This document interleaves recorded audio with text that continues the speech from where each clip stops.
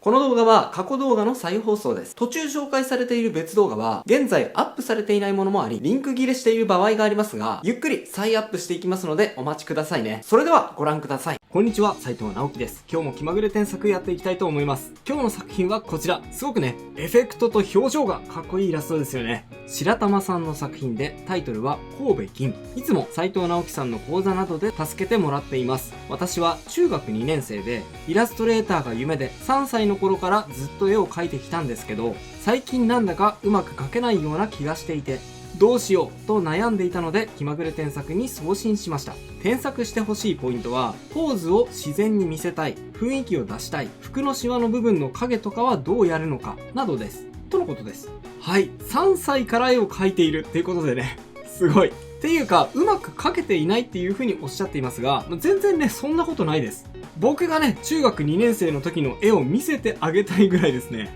その頃の僕に比べたらかなり色々なところを研究されていて、14歳とは思えないぐらい熟達、そして熱意を感じました。白玉さん、すごいと思います。それとね、これから自分が何をやっていきたいのかについても、結構具体的に自分で分かっていますよね。ポーズを自然に、そして雰囲気をもっと出したい、服のシワ。この3点を解決できたら、さらにね、白玉さんの実力、パワーアップできると思います。わかりました。今日はこの3点について添削をしていって、もしそれができたら、この絵がどのぐらい魅力的に見えるのかお見せしていきたいと思います。ぜひ最後までお付き合いください。それでは早速行ってみましょう。はい、まず最初にキャラクターの位置と絵の見せ方。これ具体的に言うとですね、エフェクトと背景について添削していきたいと思います。キャラクターをね、一切直さなくても、そこだけでもめちゃくちゃ見栄えがするようにできると思います。最初にね、キャラクターを右にちょっとずらしますね。こうです。はい、最初にね、キャラクターを右にちょっとずらしました。これですね、結構やっちゃう人がいると思うんですが、この変える前はですね、人物が真ん中に来ちゃってます。まあね、素直に人物だけだったら真ん中に来ても全然いいんですが、でもね、この子、炎魔法を今使ってるじゃないですか。こういう場合って、この子を中心にするんじゃなくて、この子が炎魔法を使っている姿を中心にしなければ、結構ね、違和感があるというか、見栄えがしなくなっちゃうんですよね。ほら、炎魔法を使っているこの大事な手が見切れてしまっていますよね。これだとですね、ちょっと見栄えがしないんですよね。この状態で見栄えがするようにするには、炎を使っている手もちゃんと画面に入れてあげること。これがね、結構大事です。はい、右にずらしちゃったので、見切れてしまっているこの右手も保管していきますね。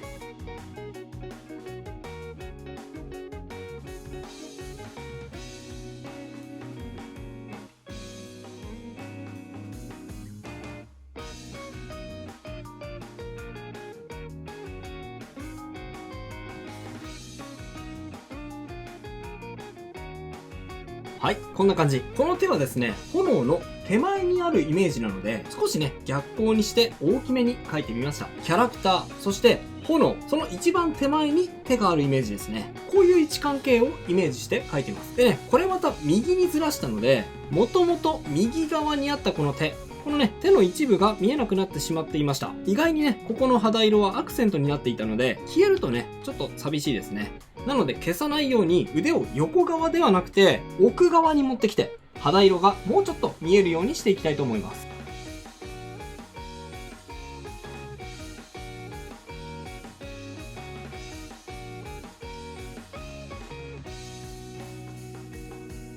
はい、こんな感じですね。そしたら次は炎エフェクトの調整をします。この炎ですね、すごくよく描けているんですが、ちょっともったいないのは、キャラクターと腕の間にこじんまりと収まってしまっている部分ですね。これですね、絵を大事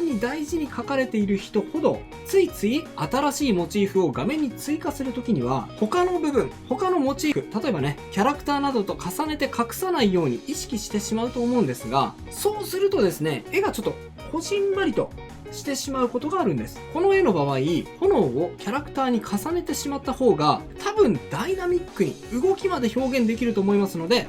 やってみましょう。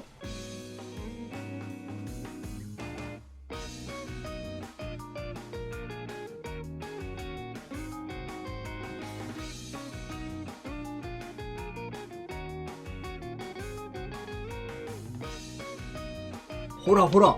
どうでしょう。炎をキャラクターにちょっと重ねたことによって、ふわーってこっちから手をこういう風に持ってきたようにキャラクターのダイナミックな動きまで感じられるようになったでしょ。こういう風にエフェクトってキャラクターの動きも表すことができるものなので、あまりねこじんまりとしすぎないように、時には大胆にキャラクターに被せてあげることも考えてみてください。はい、手前の炎も描きましたので、奥の炎ももう少し派手にしてみましょう。多分ね、この奥に見えるこのぼやーっとした光、これはねぼやけた演出になっていますが、こっちもね炎の明かりなんじゃないかと思ってるんですよね。やってみます。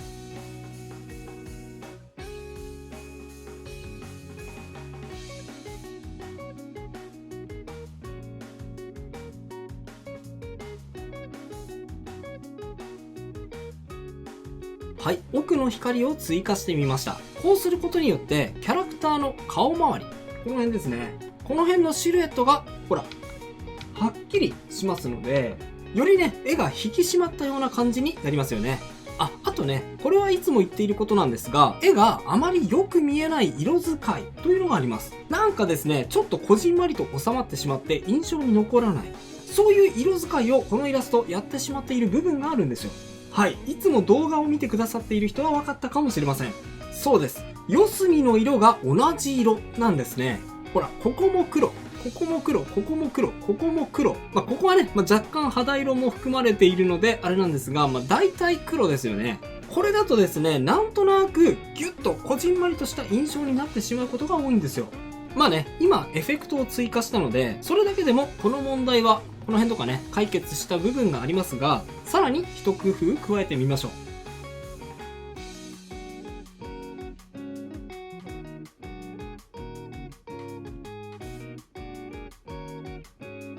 はい、画面下にもオレンジ色の光を追加して地面が燃えているような雰囲気を追加してみました。これだけでもこの周りの状況が想像できて、絵の持つ世界観が広がりますよね。はい、あとはねエフェクト部分の最後の仕上げ、周りのねぼやっとした光と細かい火の粉も追加してあげます。添削前もですね、こんな風にところどころ、ほらほらこの辺とかもね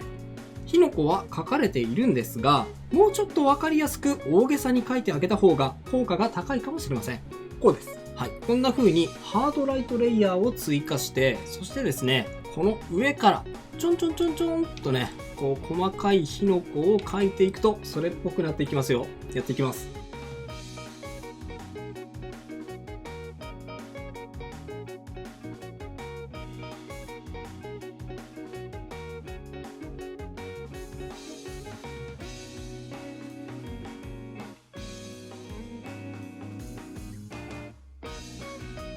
はい、こんな感じ。さあ、いかがでしょうか。キャラクターに関してはね、まだあまり手を入れていません。描かれていなかった手は追加しましたけど、顔や胴体については全然添削していない状態です。でも、背景と演出だけで、ほら、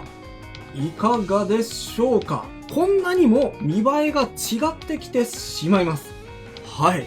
すごいでしょ。白玉さんはキャラクターはかなりうまく描けているので、今紹介した背景とエフェクトの部分だけ、この部分に力を入れるだけでも爆発的な成長ができると思います。ぜひ意識してみてくださいね。さて、ここからはキャラクターに手を入れていきます。さっき言ったようにキャラクターについてはかなりよく描けているので、あまり手を入れる部分は少ないんですが、それでもポイントポイントで修正するだけでかなり見栄えが良くなる部分が隠れていますので、その部分を添削していきたいと思います。まずね、大きな部分として陰影の付け方があります。白玉さんが冒頭でコメントで気にされている服のシワ、そしてそれっぽさ、影の付け方、このあたりの問題って実は全部繋がっていて、そしてなんでこの3つのポイントが今白玉さんが困っているのか。それはですね、白玉さんがキャラクターに当てる光の色、これを後でエフェクト的に追加しちゃっているからなんです。はい、多分ですね、白玉さんだけではないと思うんですが、こうやっている人って多分すごく多いんですよ。このね、最初の状態を見てみると、まず普通にキャラクターを自然光で描いて、で、この上にね、オーバーレイとかハードライトレイヤーを追加して、そしてね、このボケ足の強いブラシを選択して、そしてこの炎が黄色とか赤ですから、こういう光でね、こういう風にこう、ぼやーっと、こんな風に陰影を追加してしまうやり方。これね、白玉さんもこの辺でやっていると思うんです。今言ったようなやり方ってプロでも全然やるんですが、これだけで陰影を表現してしまうと、絵の見栄えがね、しなくなってしまうんですよ。これね、なんでかっていうと、一言で言うと、この辺全部にエフェクトがかかってしまうので、光がね、当たっているところは表現できるんですが、影もね、一緒に明るくなってしまって、コントラストが弱くなってしまうんですよね。なので、ちょっとのっぺりしてしまって見栄えが悪くなってしまうんです。これをやると。じゃあどうすればいいのかっていうと、こうです。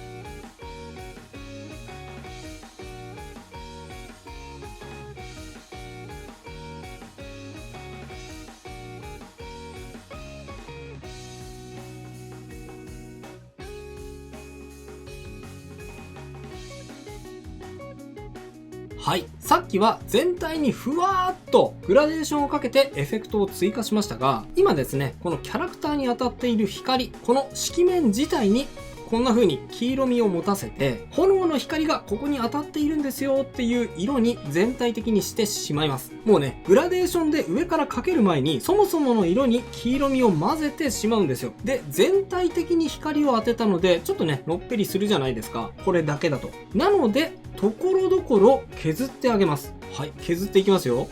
こんな風に。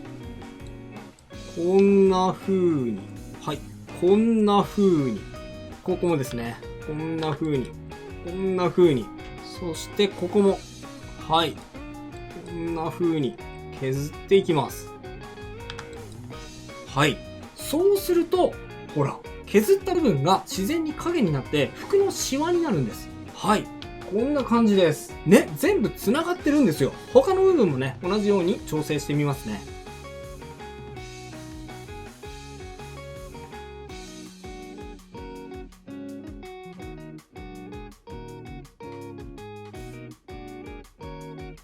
はい。そしたらね、陰影だけじゃ物足りない部分は、線として補ってあげます。形が不安定な部分についても少し修正しつつ、整えてみますね。やっていきます。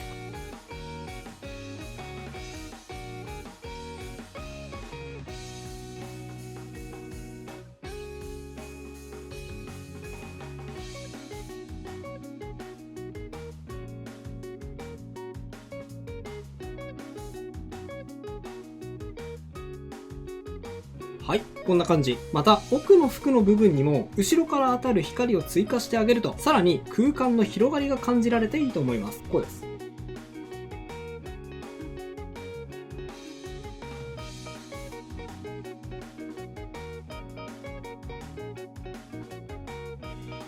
ほら、どうでしょう。これがあると、キャラクターの奥にも空間があるんだっていうことが、ほら、感じられますよね。この辺に空気感が生まれたと思います。あとですね、これも結構若い絵描きさんに多いんです。デフォルメキャラを描く際に体の割に首が太くなってしまう問題です。これね、別に恥ずかしいことではありません。何よりもね、顔を大事に描いている人は顔を中心にして首の太さを決定すると思うんですが、顔に対してこの首の太さっていうのは結構ね、自然なことなんですが、これですね、体と比較してしまうと、ちょっとね、太く感じてしまうっていうデフォルメ体型はそういうね、矛盾をはらんでいるんです。なので、顔に対しての首の太さもそうなんですが、それと同時にですね、体に対してこの首の太さはどうなのかっていうね、2つのことを同時に考えてあげることが必要なんです。ちょっと難しいですが、調整してみますね。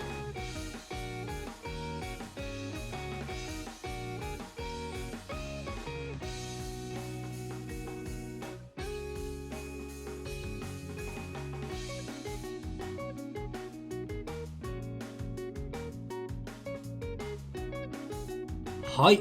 こんな感じです。細かいところですけどね、結構印象が変わるでしょ？デフォルメ体型の場合、少し首を細めにしてあげた方が自然に感じることが多いですね。あとは髪の毛の部分です。髪の毛はもう少しだけ細かい毛束も織り交ぜてあげると、メインになるキャラクターのね、この部分、顔の部分にね、目がいって、しかも動きを感じられるようにもなるので効果的だと思います。やってみますね。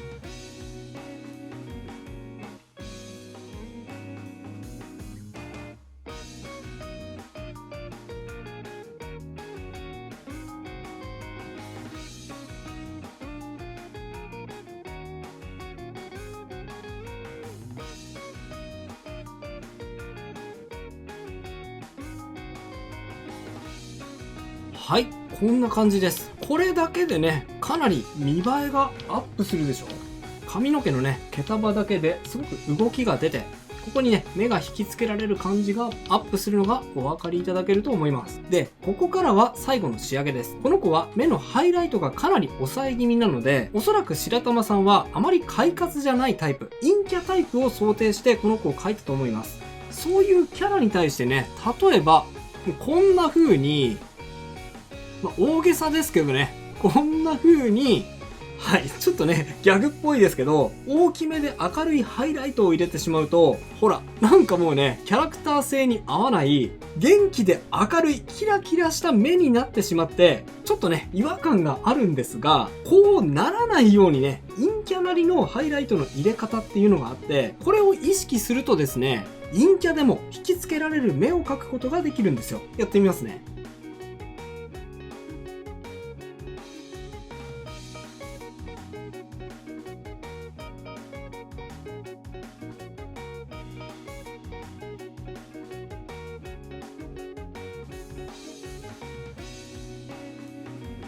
はい、こんな感じです。ポイントはですね、明度、明るさをコントロールするっていうことです。ハイライトの明るさを明るすぎないように注意しながら、明度を抑えたハイライトを入れるとですね、陰キャ感を保ちつつもどこか引きつけられるような目のハイライトを入れることができます。これはですね、結構使えるテクニックですので、覚えておいてください。さあ、最後にすっごい細かいですが、ちょっとね、こういう後から追加したようなタッチ、ここに線が入っていない部分もあって印象がぼやっとしている部分があるので、そのあたりを整えていきます。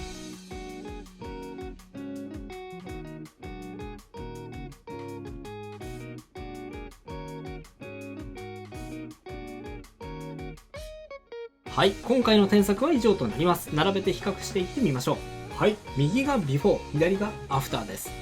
こんな風に変化しました。いかがでしょうか。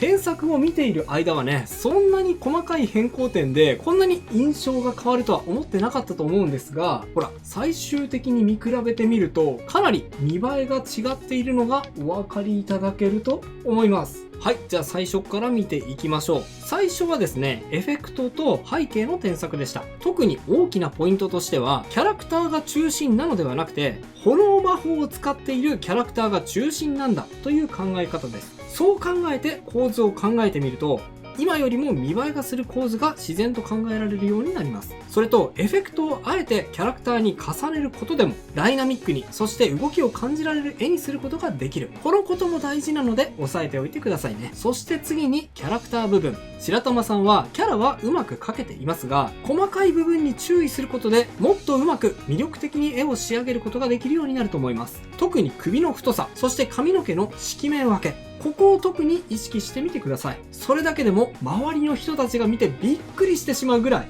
絵が変化すると思いますよ。また今回の添削では背景の演出の話をしましたが、こういう背景の描き方って自分ではあんまり思いつかないんだよな。初心者もできるような簡単で見栄えのする背景のパターン、そして描き方ってどうすればいいの？そんな風に思う人も多いと思います。そんな時にはこちらの動画、朗報、背景を描かなくても背景は描けます。こちらは超初心者向けにめちゃめちゃ簡単で効果的な背景の描き方の紹介です。そしてもう一本、少しね、中級者になってきて、これだけだと物足りない、そういう人向けにはこちらの動画。誰でも簡単、背景の描き方5選がおすすめです。興味がある方はこちらも合わせてチェックしてみてくださいね。それでは最後に、あのコーナー、気まぐれじゃんけんのコーナーです。いきますよ。準備はいいですか？気まぐれじゃんけん、じゃんけんポン。それではまた次回の動画でお会いしましょう。バイバイ。ということで再放送をお届けしました。いかがだったでしょうか？新チャンネルのチャンネル登録と高評価もよろしくお願いします。